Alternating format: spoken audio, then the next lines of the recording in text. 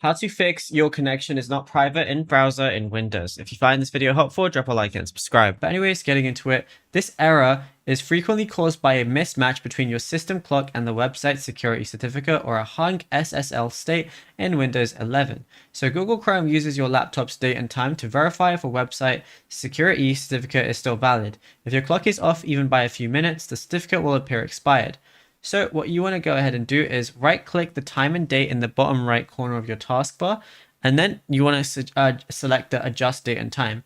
Ensure set time automatically is turned on. So I want to enable this, and you want to make sure that is always turned on, and click the sync button on sync now if you need to as well. So we can just go ahead and click that, and sometimes this will come up, so just restart your device and then click sync now, and still just ensure that this is done.